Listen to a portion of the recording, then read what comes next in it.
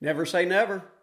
Forget that. I'm confidently saying never do these things in your Bermuda grass lawn. Never burn it.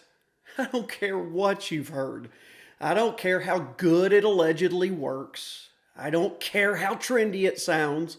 I don't care how cool or dumb you'll look to your neighbors. I don't care about your experience or situation. You get the picture? I can't responsibly advocate for this lawn care practice here on Budget Lawns. But farmers have been doing it for decades to control their pastures. And what about other controlled burns? Oh, please, give me a break. They've got acres upon wide open acres with a job to do. They don't have thousands of square feet with an unhealthy lawn obsession. Why would you burn it in the first place, you might ask? Well, some people choose to do this as an alternative to a spring scalp. They'll argue that it's a far superior method with much better results. I've heard it all. Perhaps they are right and I'm totally wrong, and I'm okay with that because the potential downsides far outweigh how fast their grass will green up. I don't know, like burning your house down, burning your neighbor's house down, burning the whole darn neighborhood down. Okay, maybe that's a little extreme. But if you think fire on a dry, dormant Bermuda grass lawn in spring sounds like a good, safe idea for the average homeowner, then I don't want to live close to you.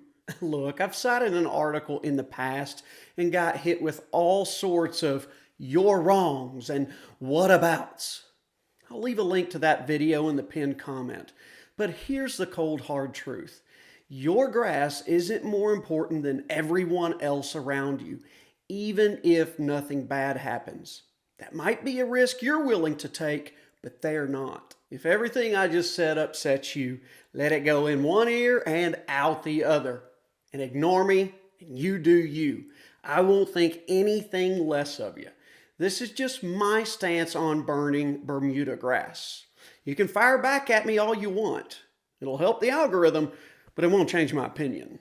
All right, another one. Never do a complete renovation. It makes for great YouTube content, but for most homeowners, it makes absolutely zero sense if there's even just a pinch of Bermuda growing in the lawn. How do I know this? Because I've lived through it. At my first home, my front lawn was a salad bar of white clover and a host of other weeds.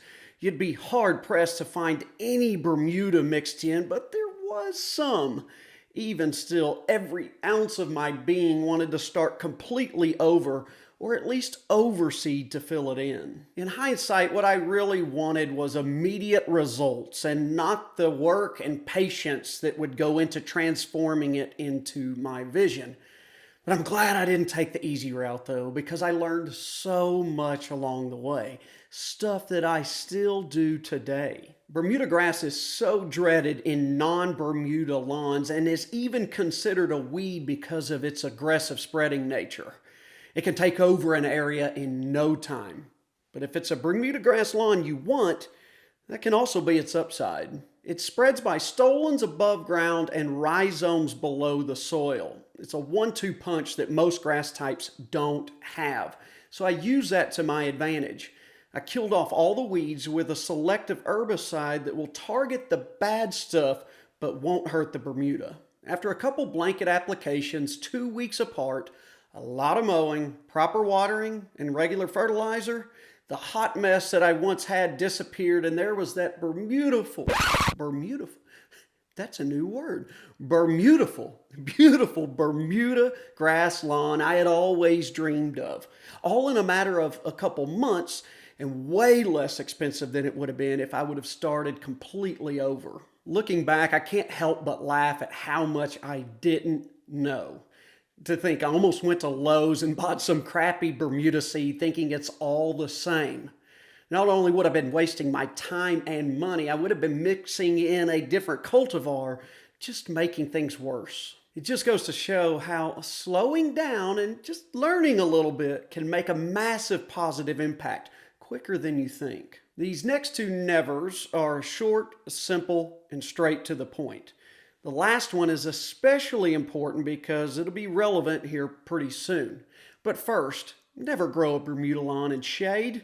You can try, but it ain't gonna work. Bermuda requires full sun to thrive. Its shade tolerance is very low. Now, some cultivars of Bermuda do perform better in shade than others. Regardless, Bermuda in shady areas tends to stay thin and be far more trouble than it's worth. So if it were me, I would consider a flower bed or another grass type like zoysia as an alternative. You've heard me share this last one before, and I'm going to continue to repeat it because it's so important to save you time and money. Never fertilize your dormant Bermuda grass too early in spring. It won't wake it up any faster. If the lawn is still dormant and not actively growing, then there's nothing there to use the nutrients from the fertilizer, so it'll be a complete waste. Now, if there is just a little bit of green, then the fertilizer is going to do nothing but promote weak top growth that will then be susceptible to any frosts or freezes still to come. It really makes no sense to feed your Bermuda lawn in spring until it's greened up about 75% and you've started mowing regularly. In fact, my extension office at the University of Arkansas recommends not applying until it's fully greened up. Waiting to fertilize with more green and when you're mowing more often puts the focus on what's below ground and not on top, the roots, which are the most important part anyway. Sure, we're anxious to see green in the spring, but a strong foundation will set us up for a more successful season rather than short-term satisfaction. We could go on and on with lots of other things you shouldn't do to your Bermuda grass, but those aren't never do's, they're just don't do's. We'll get into some more of those here soon. But for now, never burn it, never renovate or overseed if you have any grass at all, never grow it in shade, and never fertilize it too early in spring. I appreciate you watching. Hope to see you again soon.